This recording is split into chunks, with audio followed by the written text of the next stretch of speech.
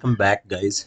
फिर से बहुत अच्छा लगा कि जो मैंने कल स्टॉक्स को मैंने दिया हुआ था वो स्टॉक्स मार्केट में आज चले। और मेरी जो स्ट्रेटजी के हिसाब से भी चला। जैसे कि मैं आपको दिखा दूं, डॉक्टर रेड्डी और एलटी और श्रीराम फाइनेंस कल मैंने दिया हुआ था आज के लिए, इंट्राडे के लिए। और मैंने इसको अभी डिलीट नहीं है क्योंकि मैं आपको दिखाना है मुझे कैसे। इस हिसाब से डॉक्टर रेड्डी को देखिए मैंने दिया हुआ था, आपको बता दूं। देखिए डॉक्टर रेड्डी को मैंने दिया हुआ था सेल के लिए। सो ये मेरा स्टॉक्स नहीं चला। ये ऑलमोस्ट जो है सेल तो गया, लेकिन जो मेरा टारगेट था टारगेट नहीं गया। 1241 से लेके 1238 मेरा टारगेट अचीव नहीं किया था, वहां से इसने वापस एक मूव कर लिया। तो फिर मैंने एलटी को देखा। एलटी एलटी बहुत अच्छा गया। आप देख सकते हो एलटी अगर देखें तो 1200 कितना ऑलमोस्ट कहाँ से गया ये, कितने से 3616 से लेके कहाँ तक गया, 3584 ऑलमोस्ट अगर देखा जाए। तो मैं आपको बता देता हूँ, एक मिनट पहले बिड एंड आस्क पैनल मैं ओपन कर लूँ।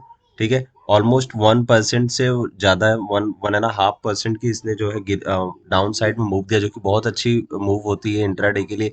श्रीराम फाइनेंस जो है थोड़ा सा मतलब ये था, ट्रिकी था। बट मैंने इसको, मेरा इसका बाइंग के लिए मैंने दिया हुआ था, लेकिन जैसे ही मुझे लगा कि अभी बाइंग की इसकी कैपेबिलिटी नहीं है तो तुरंत मैंने उसको वहां पे सेल कर दिया। सो ये सारी चीजें होती है, मार्केट के अकॉर्डिंगली आपको चेंज करना पड़ता है। और मैंने निफ्टी का भी जो आपको व्यू बताया था, निफ्टी और निफ्टी बैंक का व्यू सेम वैसे ही गया है। निफ्टी और निफ्टी बैंक भी, निफ्टी और निफ्टी बैंक भी सेम ऐसे ही गया हुआ है। देखिए कोई भी चीजें अगर होती है ना, देखिए निफ्टी और निफ्टी बैंक का भी जो मूव मैंने बोला था सेम वैसे ही गया हुआ है। तो पहले मैं डॉक्टर रेड्डी को डिलीट मार देता हूँ, तो फिर हम अपना स्टॉक्स को भी देखेंगे कि किस हिसाब से मूवमेंट गया हुआ है। ठीक है, देखिए मैं बार बार बोलता हूँ कि मार्केट के अकॉर्डिंगली आपको अपनी साइकोलॉजी को चेंज करना पड़ेगा। अगर आपने कल एनालिसिस की है किसी चीज को बाय करने के लिए, और आप फिर उसके बाद में आप स्ट्रांगली नेक्स्ट डे बैठे कि नहीं मुझे बाय करना है, तो फिर वहां पे गड़बड़ हो जाता है कि मार्केट हमारी साइकोलॉजी के साथ में खेलता है। सो अपने आप को चेंज करना भी बहुत जरूरी होता है। तो अभी देखिए मेरा अपोलो हॉस्पिटल का जो व्यू है, मैं अपोलो हॉस्पिटल आज मैंने ना तीन दो पांच स्टॉक्स को चूज किया हुआ है, लेकिन पांचों स्टॉक्स को मैं बोलूँ ना, सो अपोलो हॉस्पिटल पे मुझे ज़्यादा व्यू है कि ये बाइंग में जाएगा।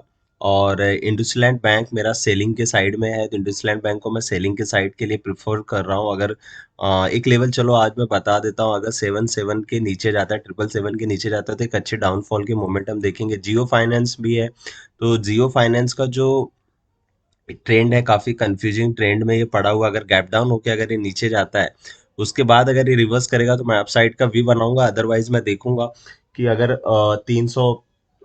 325 के ऊपर अगर नीचे गया तो फिर मैं डाउन साइड में देखूंगा। एमएनएम मैं बाइंग के लिए प्रिफर कर रहा हूँ, और मैं बाइंग का प्राइस, बाइंग के लिए मैं इसको प्रिफर कर रहा हूँ एमएनएम को। एमएनएम के लिए मैं बाइंग के लिए प्रिफर कर रहा हूँ। कल जो अगर एक अच्छी मूवमेंट होगी, कुछ देर अगर होल्ड करता है, तो होल्ड करने के बाद मैं बाइंग के लिए मूव देखूंगा। देखो मैं अभी यहाँ पे ना आपको ये नहीं बताने वाला कहाँ पे बाइंग करना है कहाँ पे सेल करना है, बस मेरा एक व्यू आपको बता दे रहा हूँ। और व्यू मैं नेक्स्ट डे अगर मार्केट जैसे चेंज होगा तो मैं वो चेंज कर लूंगा। जैसे मैंने श्रीराम फाइनेंस का मैंने व्यू चेंज कर लिया हुआ था, तो इसी हिसाब से सन फार्मा भी मैं बाइंग के लिए रख रहा हूँ। क्योंकि सन फार्मा देखिए एक ऐसा स्टॉक्स है ना कि अगर ये जाता है ना तो मॉर्निंग में ओपन होने के बाद ही रैपिडली ऊपर जाता है।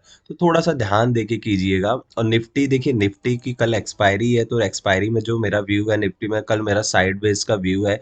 और वो साइड वे का व्यूज कब तक रहेगा, अगर मान लो निफ्टी 25,000, 25,089 और 25,000 50 के बीच में अगर कहीं ओपन होता है, उसके बाद में थोड़ा सा रिट्रेसमेंट देके अगर ऊपर जाएगा तो फिर मैं निफ्टी पे बुलिश होऊंगा। अदरवाइज कल मार्केट मेरा साइडवेज है। और सेम व्यू मेरा निफ्टी बैंक में भी रहेगा, कोई ज्यादा खास व्यू नहीं है।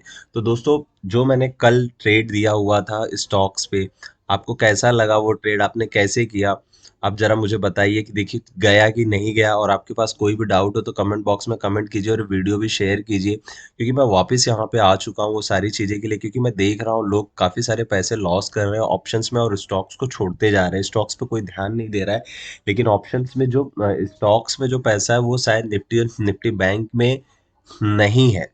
उसका सबसे बड़ा रीजन मैं आपको आगे चल के बताऊंगा, ये पॉइंट को याद रखना। क्योंकि लोग इतने फेक इन्फ्लुएंसर यूट्यूब पे आ चुके हुए हैं कि लोग यूथ को और माइंड के साथ प्ले कर रहे हैं लग्ज़रीज़ लाइफ़ दिखा के, बट उनकी कोई लग्ज़री लाइफ़्स है नहीं। मैंने खुद कुछ लोगों से पर्सनली मिला हुआ है। तो इसलिए आप ज़्यादा फ़ैसिनेटेड मत होइए। नो डाउट पैसा मिलता है निफ्टी और निफ्टी बैंक के ऑप्शंस में भी, लेकिन कहाँ मिलता है ये आपको जानना बहुत ज़रूरी होता है, और हम इसके चक्कर में हम स्टॉक्स को छोड़ देते हैं, जबकि स्टॉक्स काफ़ी अच्छी सारी चीज़ें हैं जो आपको बता सकती हैं। तो अभी के लिए इतना ही। फटाफट वीडियो को शेयर कीजिए, लाइक कीजिए, और जो भी डाउट्स हो आप अपने कमेंट बॉक्स में कमेंट कीजिए, और कुछ भी अगर सजेशन रहे तो प्लीज़ उसके लिए भी एक बार हेल्प कीजिए। Thank you.